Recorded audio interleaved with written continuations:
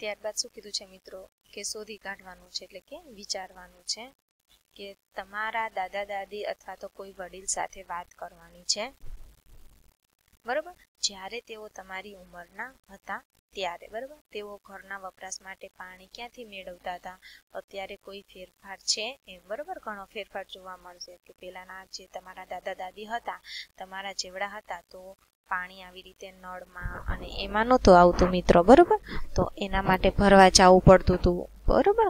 વાવ કે કૂવામાં ભરવા જવું પડે, ઘણું બધું આગે જવું પડતું હોય, બરોબર. છતાં પૂછી તમારે એમની સાથે શું કરવાની છે, ચર્ચા કરવાની છે. અત્યારે ઘણો બધો ફેરફાર છે મિત્રો. અત્યારે તો બોર છે, નળ છે, ઘણી બધી સુવિધા થઈ ગઈ છે કે જેથી આપણે ઘરે બેઠા આપણે પાણી મેળવી શકીએ છીએ. મુસાફરો માટે પાણીની કેવી વ્યવસ્થા કરવામાં આવતી, ઉદાહરણ તરીકે પરબ, મશક અથવા તો કંઈ બીજું. અત્યારે લોકો મુસાફરીમાં પાણી માટે શું કરે છે મિત્રો, તો પહેલાના લોકો મુસાફરી કરતા ત્યારે આટલા બધા વાહનો આવા નહોતા, બરોબર. કાં ચાલીને જતા, કાં બળદગાડું છે એમાં જતા. તો ત્યાં અમુક ઠેકાણે છે લોકો શું કરતા હતા, પરબ બતાવતા હતા. અથવા તો સાથે મશક એટલે શું મિત્રો ખબર છે કે ચામડાની એવી કાળા કલરની એવી કોથળી હોય કે જેમાં એમાં પાણી ભરવામાં આવે છે, બરોબર. કોથળીમાં એવું પાણી ભરવામાં આવે છે, એને શું કહેવાતી મિત્રો, મશક, બરોબર. પહેલાના લોકો એવી રીતે પાણી મુસાફરી માટે લઈ જતા હતા. પરબ બંધાવવામાં આવતી હોય, લોકો ઘણા પરબ બંધાવે અથવા તો મશક લઈ જતા હતા.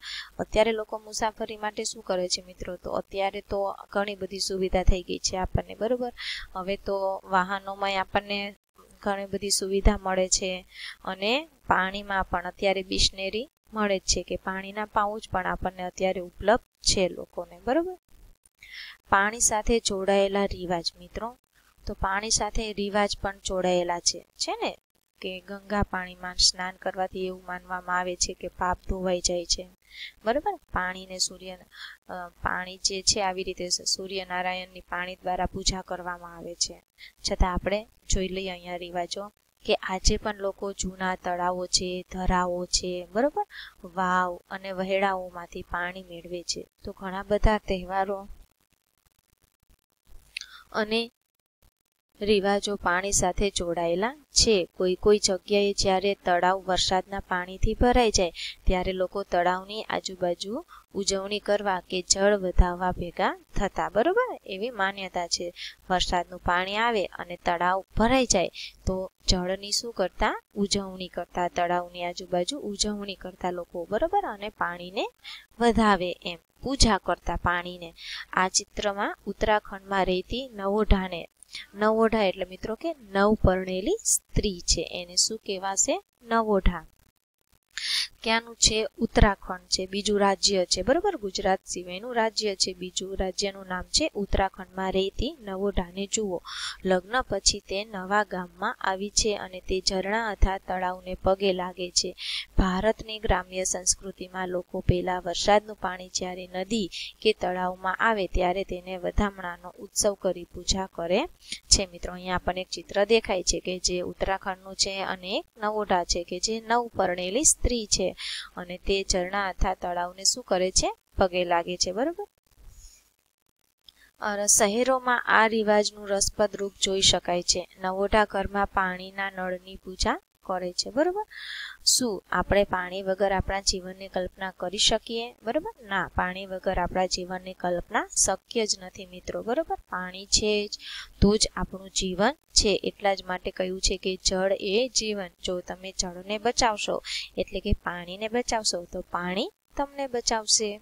ગુજરાતના ઘણા ગામોમાં તળાવ છલકાઈ જાય તેની ઉજવણી કરવામાં આવે છે, બરોબર. ગુજરાતમાં હજુ પણ પરંપરાગત સંસ્કૃતિઓ ચાલી આવે છે. આપણને હજુ અમુક શહેરોમાં નથી જોવા મળતી પણ હજુ પણ અમુક શહેરોમાં આપણને જોવા મળે છે, બરોબર. ગુજરાતના ઘણા ગામોમાં તળાવ છલકાઈ જાય તો તેની ઉજવણી કરવામાં આવે છે. તળાવ છલકાય તે દિવસે ગામ કે નગરના રાજા, અહીંયા શું કીધું છે મિત્રો, શહેરોમાં આ રિવાજનું રસપ્રદ રૂપ આપણે જોઈ શકાય છે. નવોઢા ઘરમાં પાણીના નળની પૂજા કરે છે. શું આપણે પાણી વગર આપણા જીવનની કલ્પના કરી શકીએ? નહીં મિત્ર, બરાબર. ગુજરાતના ઘણા ગામોમાં તળાવ છલકાઈ જાય તો તેની ઉજવણી કરવામાં આવે છે, બરાબર. તળાવ છલકાય તે દિવસે ગામ કે નગરમાં રજા રાખવામાં આવે છે, એટલે કે જે લોકો ક્યાંય કામ ધંધે ત્યાં જતા હોય તો ત્યાંની શું રાખવી પડે છે? રજા, બરાબર. મેઘલાડુની વહેંચણી પણ કરવામાં આવે છે. મેઘલાડુ, બરાબર, લાડુ બનાવવામાં આવે છે અને એની શું કરે છે મિત્રો? વહેંચણી કરવામાં આવે છે. અને અમુક જગ્યાએ તો ચાલુ વરસાદ હોય તો મેઘરાજા જ્યારે આવે ત્યારે પણ એ લોકોને ભોજન જમાડી અને એની વધામણી કરે છે મેઘરાજાની, બરાબર. એ પણ હજુ રિવાજ જોવા મળે છે, તમે ક્યારેક જોયું હશે. શું તમારા ઘરે પાણી ભરવાના ખાસ ઘડા છે? જુઓ, આ સુંદર તાંબાના ઘડામાં પાણી ભરવામાં આવે છે. જુઓ અહીંયા તાંબાના ઘડામાં, બરોબર. બીજા ચિત્રમાં ચળકાટ ધરાવતો પિત્તળનો ઘડો જોઈ શકાય છે. પાણી ભરવાની જગ્યા નજીક પથ્થરોનું કોતરણી કામ જોવા મળે છે. તમે જળાશયોની નજીક સુંદર ઇમારતો જોઈ છે? તો ક્યાં? બરોબર, આ જુઓ ઘડા છે. આપણને પાણી ભરવાના આવી રીતે કોતરણી કામ હોય ત્યાંથી પાણી આવતું હોય મિત્રો, બરોબર. એ પાણી દ્વારા શું કરવામાં આવે છે? ઘડા ભરવામાં આવે છે. તો અહીંયા આપણને બે ચિત્રો આપ્યા છે, એક આ ચિત્ર છે અને એક આ ચિત્ર છે. તો આપણને શું કીધું છે મિત્રો? અહીંયા જુઓ કે તાંબાના ઘડામાં, બરોબર, બે તાંબાના જ ઘડા છે. બીજા ચિત્રમાં ચળકાટ ધરાવતો પિત્તળનો ઘડો જોઈ શકાય છે.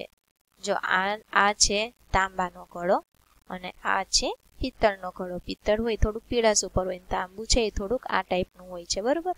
એટલે પહેલાના જમાનામાં આનો બહુ ઉપયોગ થતો. પિત્તળ છે, તાંબુ છે, કાંસુ છે, ઝરમર છે, આ ધાતુઓનો પહેલા બહુ ઉપયોગ થતો. પરંતુ હવે આ બધી ધાતુઓ છે એ શું થતી જાય છે?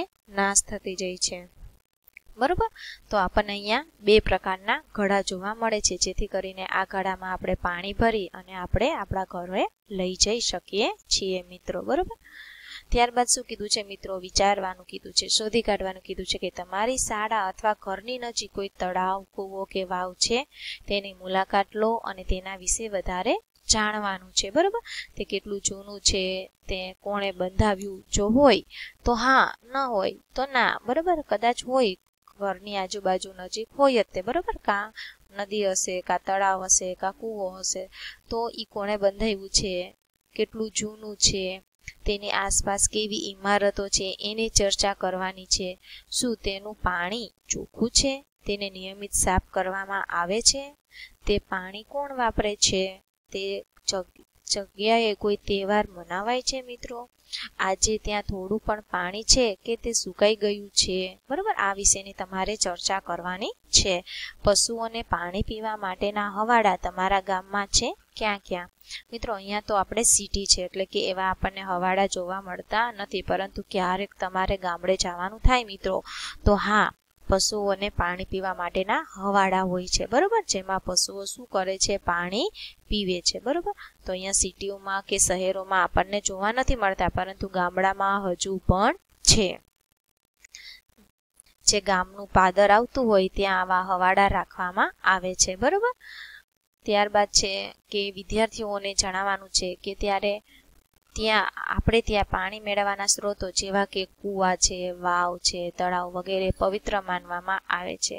વાવમાં પાણી ભરવા જનાર વ્યક્તિ ચપ્પલ બહાર કાઢીને જ જતી, બરોબર. કેમ કે આજે પાણી મેળવવાના સ્ત્રોત એટલે શું મિત્રો? કે જ્યાંથી આપણને મળી રહે એને આપણે શું કહીશું? સ્ત્રોત. તો કૂવામાંથી પાણી મળે રહે, વાવ કે તળાવ. તો મિત્રો જુઓ, જ્યારે પણ વાવમાં લોકો પાણી ભરવા જાય તો એ ચપ્પલ પહેરીને ન જાય, કેમ કે એને પવિત્ર માનવામાં આવે. એ પાણી પીવાનું હોય, પાણીની પૂજા કરતા હોય, બરોબર. એટલે ચપ્પલ શું કરવાના મિત્રો? બહાર કાઢીને જવા આવવાનું. આવો પણ રિવાજ હોય છે. આવા રિવાજોને કારણે પાણીની સ્વચ્છતા જળવાઈ રહે છે મિત્રો, બરોબર. આ બધા જળ મંદિરોને સ્વચ્છ રાખવા એ સૌની ફરજ છે. તે આપણે બધાને કહેવાનું છે, એના વિશે જાણવાનું છે, એના વિશે ચર્ચા કરવાની છે મિત્રો, બરોબર. જ્યાં પણ પાણી હોય તો પાણીને ગંદુ ન કરવું જોઈએ. આપણે ચપ્પલ પહેરીને હાથ પગ સીધું પીવાનું પાણી હોય ને આપણે હાથ પગ ધોઈએ તો એ પાણી મિત્રો કેટલું ગંદુ થાય, કેમ કે બીજા લોકો તો એને પીવા માટે ઉપયોગ કરતા હોય છે, બરોબર. તો આપણે બધાનું વિચારવું જોઈએ, બરોબર, અને સ્વચ્છ રાખવું જોઈએ. ત્યારબાદ કહે છે કે આના વિશે વિચારો મિત્રો, કંઈક આપણને જાણવા જેવું આપ્યું છે, જોઈ લઈએ કે ઈસવીસન 1986માં એટલે કે આજથી અત્યારે મિત્રો આજથી 33-34 વર્ષ જેવું થઈ ગયું હશે, બરાબર, 35 વર્ષ જેવું થઈ જાય, 2020ની સાલ છે ને, એટલે કે 35 વર્ષ પહેલામાં છે જોધપુર અને તેની આજુબાજુના વિસ્તારમાં વરસાદ ન હતો તો લોકોને જૂની અને ભૂલાયેલી વાવ યાદ આવી. તેઓએ વાવ સાફ કરી અને 200 ટ્રક કરતાં વધારે કચરો બહાર કાઢ્યો. તે વિસ્તારના માણસોએ પૈસા ભેગા કર્યા, તરસિયા નગરે વાવમાંથી પાણી મેળવ્યું. થોડા વર્ષો પછી વરસાદ સારો આવ્યો અને ફરીથી વાવ ભૂલાઈ ગઈ. જો આવું થયું મિત્રો. શું કહે છે કે જોધપુર છે એનું આજુબાજુ વિસ્તારમાં વરસાદ ન હતો તો લોકો શું થયું, પાણીની મુશ્કેલી પડી એટલે હંમેશા દુઃખમાં કોણ યાદ આવે? ભગવાન. તો કોઈ પણ ત્યારે ભગવાન પછી અમુક કામ જ આપણને કરી, પછી અમુક ભૂલાયેલું આપણે જે જવા દીધું હોય એ પણ થાય કે ના લાઈને આ તો કંઈક અત્યારે તો કામ આવશે એવું આપણે વિચારીએ, બરોબર. તો એ લોકોને ભૂલાયેલી જૂની વાવ યાદ આવે છે. એ વાવને સાફ કરી અને 200 ટ્રક કરતાં વધારે કચરો બહાર કાઢ્યો. મિત્રો વિચારો કે એ વાવ કેટલી જૂની હશે, બરોબર, કેમ કે એનો ઉપયોગ જ નહોતા કરતા. વરસાદ થતો હતો એટલે એને લોકો યાદ જ નથી કરતા, પણ જ્યારે વરસાદ ન થયો, પાણીની જરૂર પડી ત્યારે લોકોને વાવ યાદ આવી, બરોબર. તો 200 ટ્રક કરતાં વધારે એ લોકોએ કચરો બહાર કાઢ્યો અને એ બધાય વિસ્તારના માણસોએ પૈસા ભેગા કર્યા, બરોબર, અને તરસિયા નગરે વાવમાંથી પાણી મેળવ્યું. પૈસા ભેગા કરી અને કચરો બહાર કઢાવ્યો. પછી થોડા વર્ષો પછી વરસાદ સારો થયો તો વળી પાછા લોકો શું થઈ ગયા? વાવને ભૂલી ગયા. વળી પાછું કચરાવાળી હતી એવી થઈ જાય, પણ એવું કરવું જોઈએ નહીં મિત્રો. ત્યારબાદ છે કે પુનિતા જ્યાં રહે છે ત્યાં 2 જૂના કૂવા છે. તેના દાદી કહે છે કે 15-20 વર્ષ પહેલા આ કૂવામાં પાણી હતું, પરંતુ અત્યારે કૂવાનું પાણી સુકાઈ ગયું. કારણ કે મિત્રો એ કૂવાનો ઉપયોગ થતો નથી તો લોકો અંદર શું નાખવા માંડે? કચરો અને એવો નાખવા માંડે, બરોબર. તો સુકાઈ ગયું. ઇલેક્ટ્રિક મોટરની મદદથી પાણી જમીન કૂવામાંથી ખેંચી લેવામાં આવ્યું. જે તળાવમાં વરસાદનું પાણી સંગ્રહ કરવામાં આવતું તે હવે ત્યાં નથી. વૃક્ષો અને બગીચાની આજુબાજુની જમીન સિમેન્ટ ઢંકાઈ ગઈ છે, બરાબર. તે માટે બીજું કોઈ કારણ છે તો સમજાવો. તો કારણ આ પણ હોઈ શકે, બરાબર.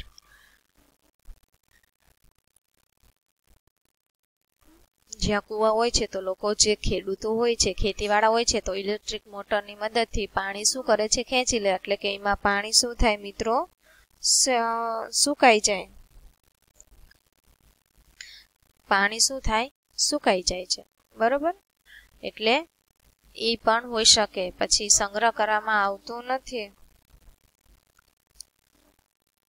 બરોબર. વૃક્ષો અને બગીચાની આજુબાજુની જમીન સિમેન્ટથી ઢંકાઈ ગઈ હોય એ પણ કારણ હોઈ શકે. ત્યારબાદ કીધું છે મિત્રો કે આજની વાર્તા. ચાલો જોઈએ કે આજે લોકો જુદી જુદી કેવી રીતેથી પાણી મેળવવાની વ્યવસ્થા કરે છે. તો પાના નંબર 57 ઉપર જોવાનું છે, ચર્ચા કરવાની છે. અને તમારા ઘરમાં પાણી તેમાં આપેલી કોઈ રીતથી મેળવો છો તો તેના ઉપર શું કરવાનું છે? ટીક કરવાનું છે, બરોબર. નિશાની કરવાની છે ટીકની. જો તમે કોઈ બીજી રીતે પાણી મેળવતા હોય તો તમારી નોટબુકમાં તો એ તમારી નોટબુકમાં લખવાનું રહેશે. તો જોઈએ આપણે પેજ નંબર 57ના ચિત્રને, બરોબર. તો અહીંયા આપણને ચિત્રો આપ્યા છે. તો કે અમે આવી રીતે પાણી મેળવીએ છીએ એવું કહ્યું છે, બરોબર. જોઈએ આપણને વાર્તા છે. પાણી પુરવઠા બોર્ડ તરફથી પાણીનું ટેન્કર અમારી કોલોનીમાં દિવસમાં 2 વાર આવે છે. ટેન્કરથી પાણી મેળવવા અમારે લાંબી હારમાં ઊભા રહેવું પડે છે અને તે સમયે લોકો પાણી માટે ઝઘડે છે. જો મિત્રો આવા ટેન્કર આવતા, બરોબર. તો પાણી ન હોય તો શું છે કે પાણી પુરવઠા બોર્ડ ઉપરથી તે આવા લોકો ટેન્કર આવે, બરોબર. તો આ લોકો લાઈનમાં ઊભા રહે અને પછી અમુક વાર તો શું થઈ જાય મિત્રો? ઝઘડા પણ થઈ જાય. તો અમુક લોકો આવી રીતે પણ પાણી મેળવે છે. ત્યારબાદ જોઈએ કે અમે કૂવામાંથી પાણી મેળવીએ છીએ. આ કૂવો છે, બરોબર. આપણને અહીંયા શું દેખાય છે મિત્રો? કૂવો. નજીકનો કૂવો 1 વર્ષ પહેલા સુકાઈ ગયો હતો. હવે અમારે બીજા કૂવા સુધી પહોંચવા દૂર સુધી ચાલવું પડે છે. કે ઘરની નજીક હશે, બરોબર, તો એ કૂવો શું થઈ ગયો હતો? સુકાઈ ગયો હતો.